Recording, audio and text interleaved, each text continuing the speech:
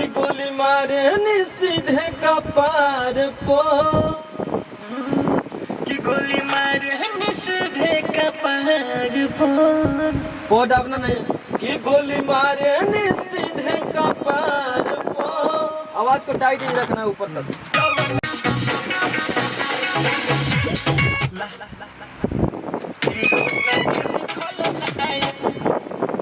पहले लाइक को लगाइए बढ़िया से।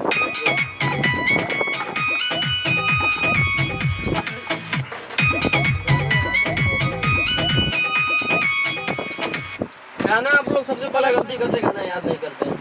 मैं गाना तुरंत हीरो होंडा बुलेट ना काटते तुरंत।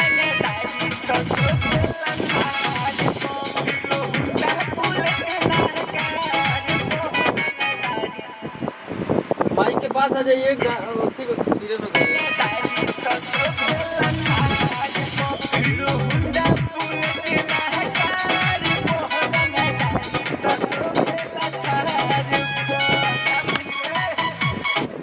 अगला अंतर आइए।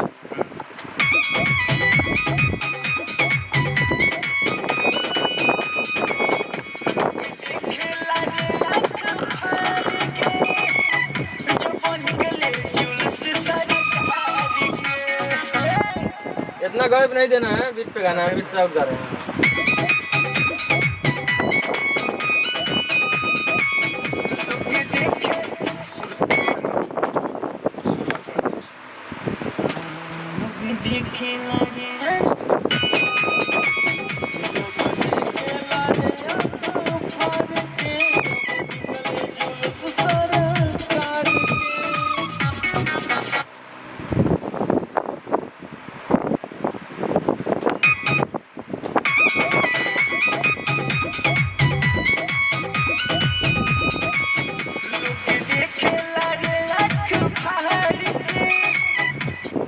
लोग देखेला रे आँख फाड़ के, लोग देखेला रे आँख फाड़ के, हार के फाड़ के।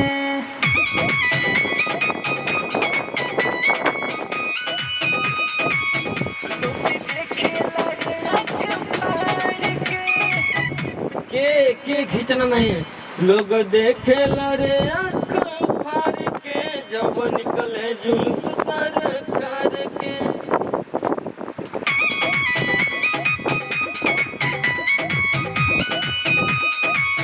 लोग देखेला रे आँख फाड़ के। नहीं करना, शॉर्ट कर दिया। हाँ। लोग देखेला रे आँख फाड़ के जब निकले।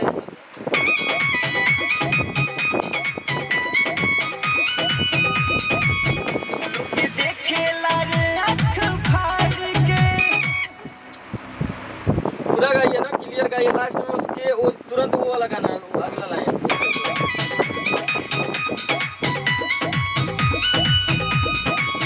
लोग देखेला रे आँख फाड़ के, जब निकले जुलूस सरकार के।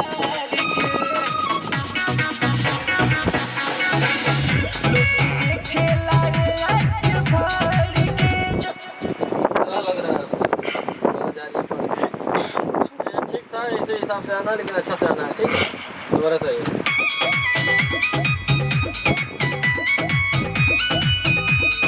लोग देख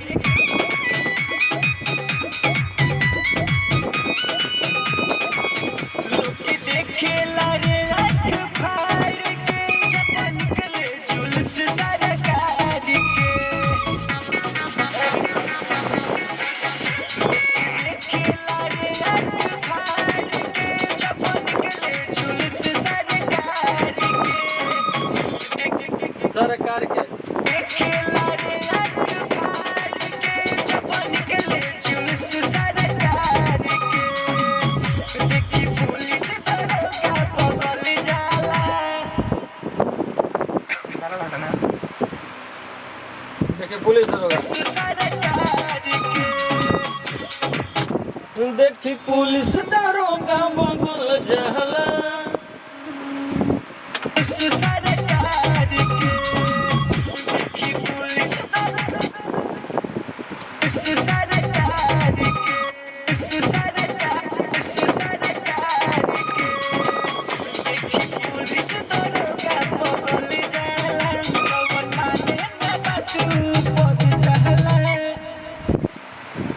गा रहे हैं ना वो मतलब पूरा क्लियर हो के गाइए कि हमें यही गाना सो रही है पूरा। आप एकदम वो करके गलत हो रहा है, सही हो रहा है, गलत हो रहा है, बीच में जगह है थोड़ा सा रुक के गाना।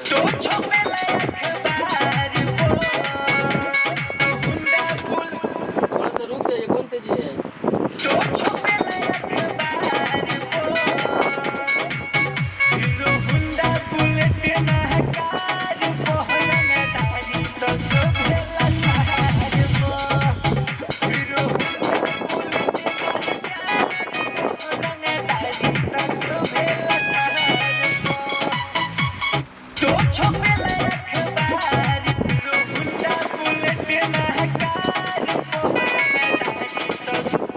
ठीक, बहुत बढ़िया सही है।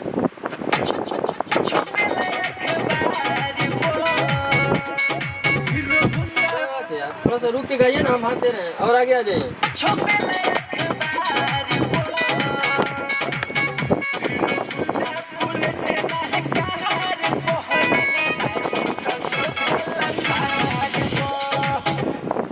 अरे पो लायक को है क्यों ना लायक रे गुंडा हीरो क्यों ना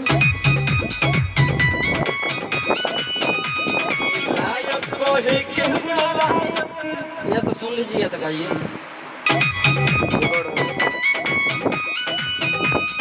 लायक को है क्यों ना लायक रे गुंडा केहू का नायक रे।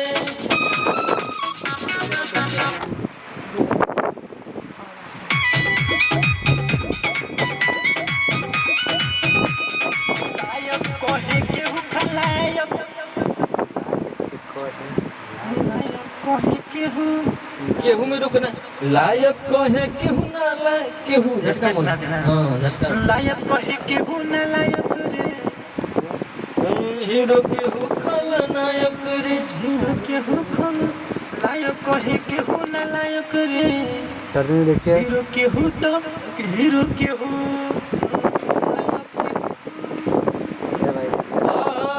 लायक कहे केहू ना लायक रे, हीरो केहू खलनायक रे। तुरंत हीरो होंडा बुलेट ना काट दो।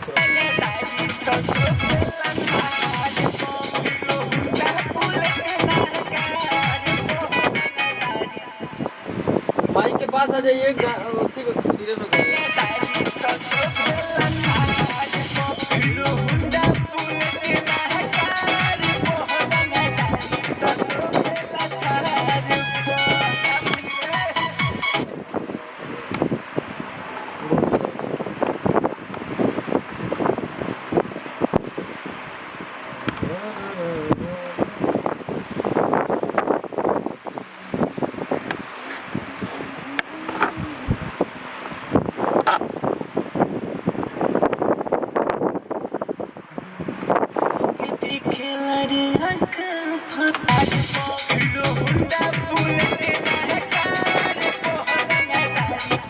अंतरा अगला अंतरा आइए।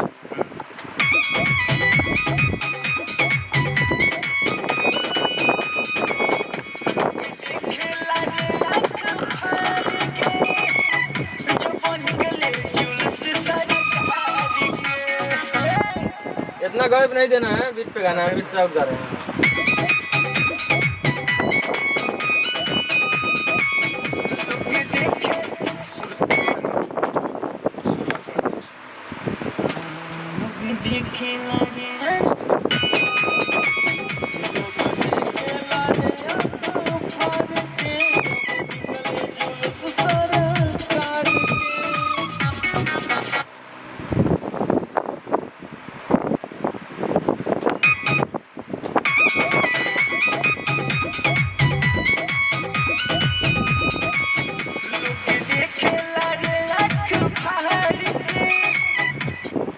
लोग देखे रे आँख फाड़ के, लोग देखे रे आँख फाड़ के, हार के फाड़ के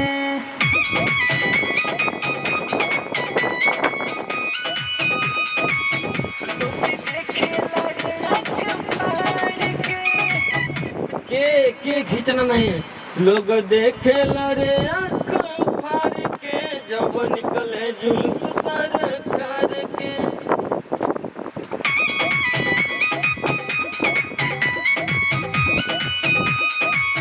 लोग देखेला रे आँख फाड़ के।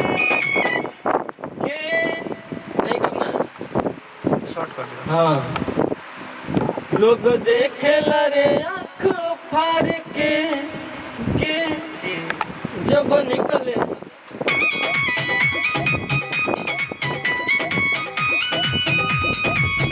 लोग देखेला रे आँख फाड़ के। पूरा गाइए ना, क्लियर गाइए, लास्ट में उसके वो तुरंत वो वाला गाना, वो अगला लाइन।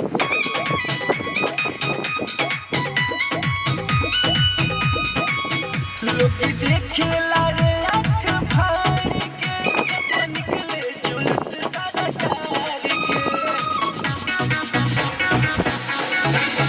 लोग देखेला रे आँख फाड़ के जब। पता लग रहा है बहुत जा रही है पढ़। ये ठीक था, इसी हिसाब से आना, लेकिन अच्छा से आना है, ठीक है, दोबारा सही है।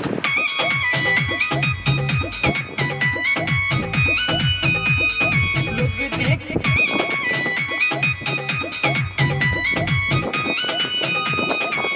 लोग देखेला रे आँख फाड़ के जब निकले जुलूस सरकार के।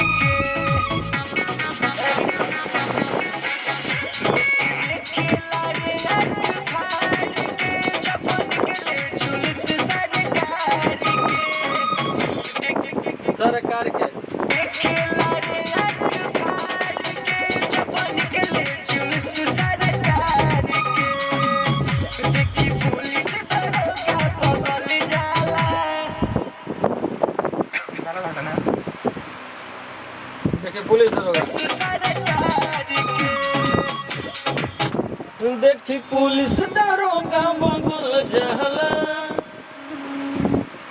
सरकार के। देखी पुलिस दरोगा सरकार के। सरकार के। देखी पुलिस दरोगा बगल जाला। जवन माने ना बात ऊपर जाला।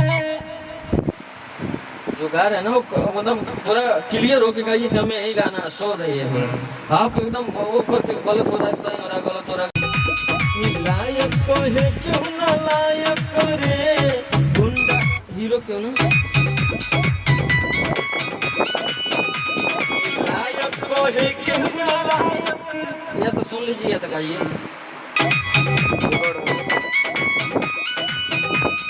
लायक को है क्यों ना लायक रे गुंडा केहू को ना नायक रे।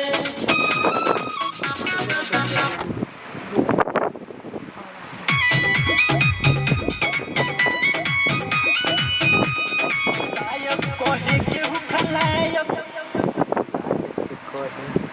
लायक कहे केहू केहू में रुकना। हीरो तो केहू खलनायक रे। आगे बबलू कृष्णा बसंत अर्जुन साथ बाटे सब लेके। सब लेके राइफल हाथ हाथ बाटे पकड़े। बबलू कृष्णा पकड़े। बबलू कृष्णा बसंत अर्जुन साथ बाटे।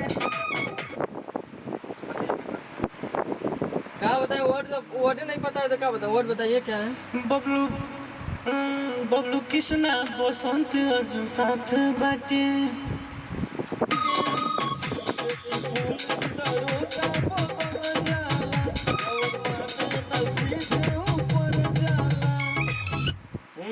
के बबलू कृष्णा कौन से वर्ड वर्ड। बबलू कृष्णा बसंत अर्जुन साथ बाटे। हाँ के बबलू कृष्णा हमको भी भुलवा देना। वर्ड कौन गाना लिखा है। वर्ड बहुत ज्यादा है गाना में, कम करिए। कि नाम रखिए।